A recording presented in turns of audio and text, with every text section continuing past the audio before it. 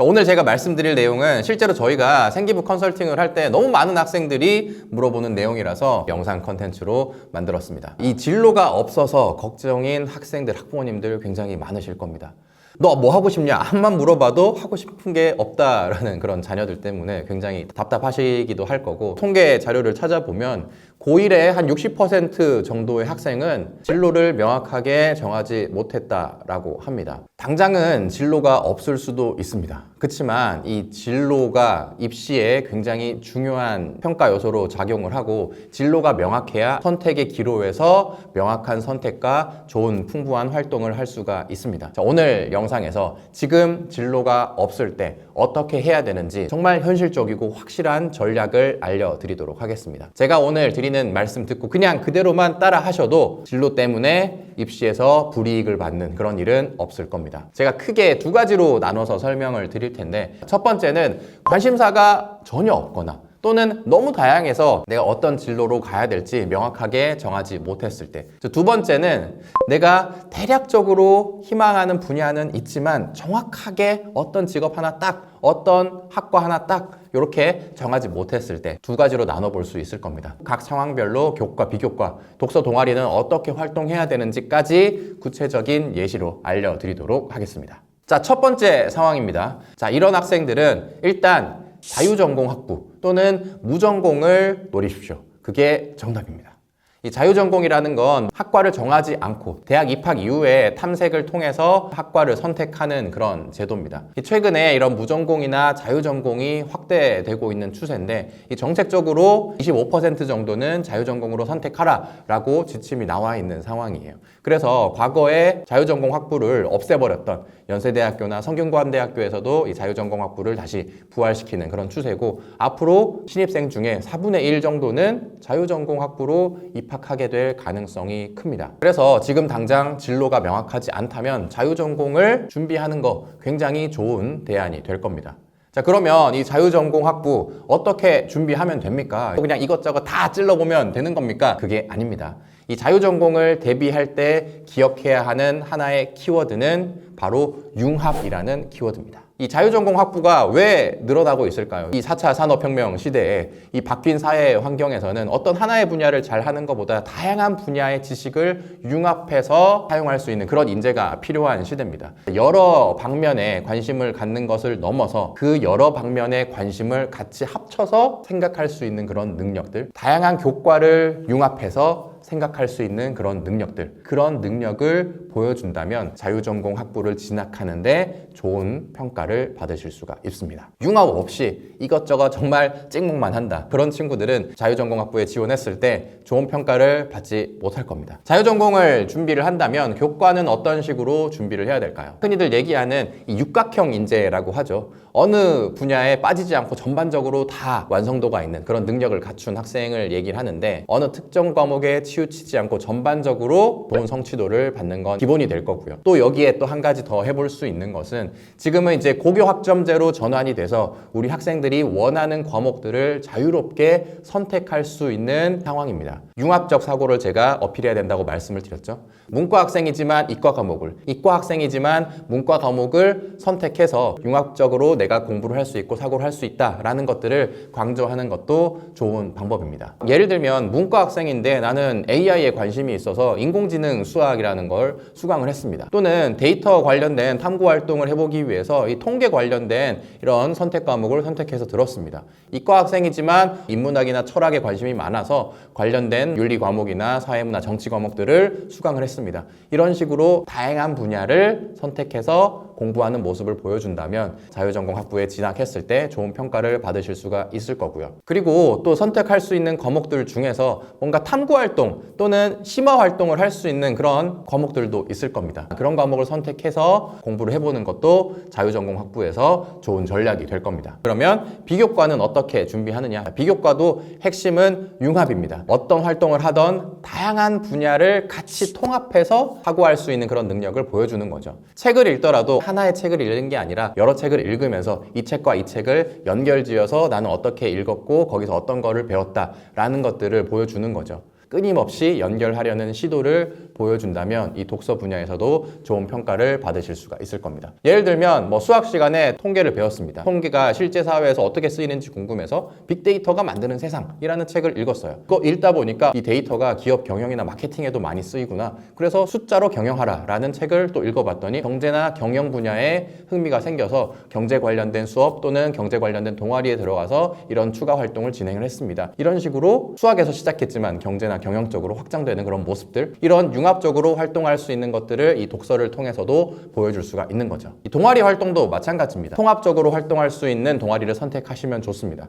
어떤 학술 동아리나 독서 토론 동아리 또는 교과목을 탐구할 수 있는 그런 동아리를 선택한다면 내가 공부한 개념들을 깊이 있게 탐구하고 다른 과목들과 융합해서 확장할 수 있는 그런 능력들을 보여줄 수가 있을 겁니다.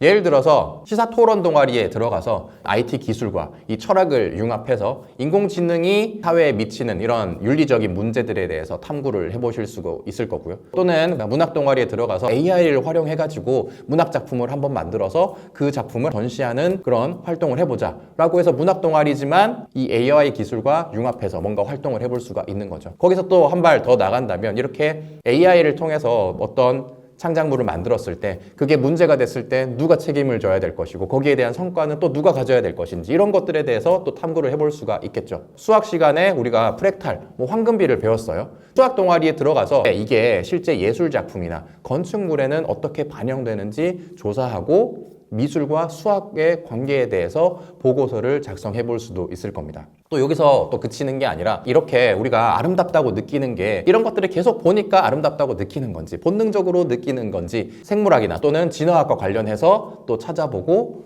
확장해서 공부를 해볼 수도 있겠죠. 또 한 가지 또 팁을 드린다면 우리 동아리 하나에서 활동을 그치는 게 아니라 친구들 동아리와 융합해서 확장해보는 것도 좋은 시도가 될 수 있어요. 자, 이런 식으로 동아리 활동을 할 때에도 어떤 하나의 분야만 파고드는 게 아니라 다양한 분야를 융합해서 보여줄 수 있다면 이 자유전공학부를 진학하는 데 있어서 좋은 평가를 받으실 수가 있을 겁니다. 자, 이렇게 자유전공학부를 준비하는 경우에 교과에서도 이런 비교과에서도 융합이라는 키워드로 활동을 하신다면 지금 당장 내가 진로가 없더라도 또는 내가 관심사가 너무 다양해서 어떤 쪽을 선택해야 될지 모르더라도 좋은 평가를 받을 수가 있게 될 겁니다. 두 번째는 어느 정도 관심 분야가 있지만 명확하게 어떤 직업, 어떤 학과까지 구체적으로 정하지 못한 경우, 자, 그런 경우에는 기억하셔야 될 키워드가 딱 두 개 있습니다. 바로 탐색이라는 키워드랑 구체화라는 키워드입니다. 어떤 학과를 명확하게 정하지 않았더라도 괜찮습니다. 자, 많은 학생들과 학부모님들께서 오해하시는 게 어떤 직업 하나 딱, 어떤 특정 학과 딱 정확하게 있어야 되는 거 아니냐 라고 생각들을 하시는데 그렇지 않습니다. 진로를 탐색하는 과정도 충분히 유의미하게 평가받을 수 있고 그 과정이 잘만 드러난다면 오히려 진정성 있는 모습들을 보여줄 수 있습니다. 다만 너무 아무것도 없이 열려 있으면 좁혀지는 구체화되는 모습들을 보여주기가 어렵기 때문에 단과대학 정도까지는 좁힌 상태에서 시작하는 게 좋습니다. 예를 들면 나는 공학 계열로 갈 거야. 나는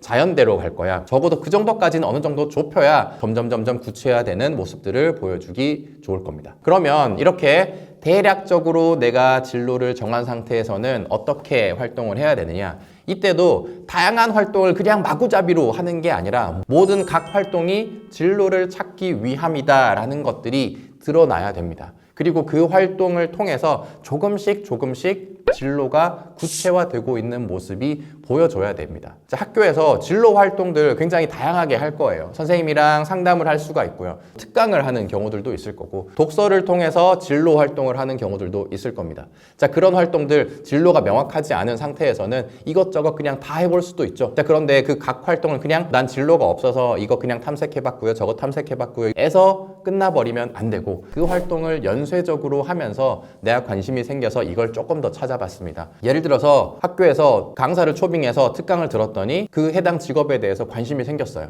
자, 그러면 거기서 그냥 끝나는 게 아니라 난 이 관심이 생겨서 서치를 해봤더니 이런 책이 있고 어떤 테드 강연이 있어서 그것까지 한번 찾아봐서 내 진로가 이렇게 조금 더 구체화됐습니다 라는 거를 보고서로 써서 선생님께 제출을 하는 거죠. 내가 이 특강을 듣고 내 진로가 이렇게 조금 구체화됐습니다 라는 것들이 보여야 얘가 탐색을 하기 위해 노력하고 있구나 라고 선생님께 관찰이 될 거고 그게 생기부의 기록이 될 거고 대학 입학사정관들은 이런 스토리로 어떤 진로가 명확해져서 우리 학교까지 왔구나 라는 것들을 보여줄 수가 있는 거죠. 자, 이런 식으로 어떤 활동을 하든 진로가 구체화되는 모습들을 보여주면 되는데 교과와 비교과 크게 나눠가지고 또 설명을 드리도록 하겠습니다. 일단 가장 먼저 첫 번째 해봐야 될 것은 입시 전형을 체크해보는 겁니다. 내가 목표로 하는 대학에 크게 단과대학의 입시 전형을 찾아보면 대부분의 경우에 어떤 과목에 가중치를 두는지 필수적으로 어떤 과목을 선택해야 하는지 추천하는 그런 과목들이 있을 거예요. 그런 경우에 그 과목들을 선택해서 수강하는 노력 정도는 보여주셔야 될 거고요. 그리고 그런 과목들은 좀 더 신경 써서 공부를 해야겠죠. 당연히 모든 분야에 성적이 높으면 높을수록 좋겠지만 항상 여러분들은 이 공부를 할 때 시간이 부족한 상황이 발생할 겁니다. 그런 경우에 내가 목표로 하는 이런 대학군들에서 주로 어떤 과목들에 더 가중치를 두는지 그런 것들을 좀 생각하면서 공부를 하면 좋을 거고요.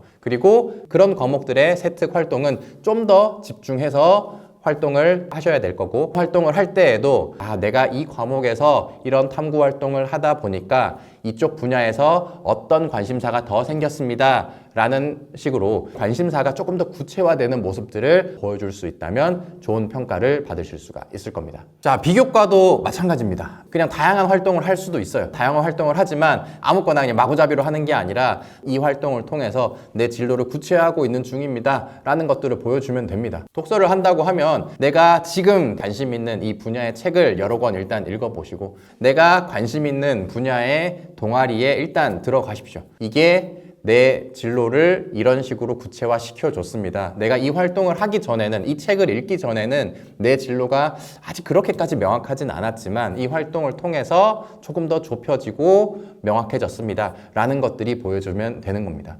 대신 이건 1학년 활동 때까지만 해당되는 거예요. 정리하면 1학년 때는 탐색 단계로 다양한 분야의 활동을 그냥 하시되 대신 그 활동의 끝에는 내 관심사가 더 좁혀졌다라는 것들을 보여주면 되고 2학년 때는 더 좁아진 이 관심사, 진로에 대한 활동을 구체적으로 진행을 하는 것이고 3학년 때는 그게 심화된 활동으로 연결이 된다면 이 비교과 활동에서도 내가 진로가 지금 당장은 명확하지 않더라도 좋은 평가를 받을 수가 있을 겁니다. 대학 입장에서 얘가 처음에 약간 뭘 좋아하는지 몰랐지만 이 깊이 있게 자기 진로를 탐구하기 위해서 노력을 했고 이런 진정성이 있는 태도로 탐구를 했고 지원을 했구나. 적어도 얘는 입학해서 도망가진 않겠구나. 이런 생각을 하고 여러분들을 뽑아줄 수가 있을 겁니다. 자, 예를 들면 1학년 때 나는 공대를 갈 거야. 나는 컴퓨터를 그냥 좋아해. 어떤 직업을 해야 될지는 잘 모르겠어. 그런 학생들이라면 IT 동아리에 들어가 볼 수는 있겠죠. 그 IT 동아리에 들어가서 코딩 프로젝트를 수행을 했습니다. 그래서 독서 시간에 구글의 성공 비결이라는 책을 읽었어. 그런 것들을 읽다 보니까 IT 기술로 창업을 해보고 싶은 생각이 생겼다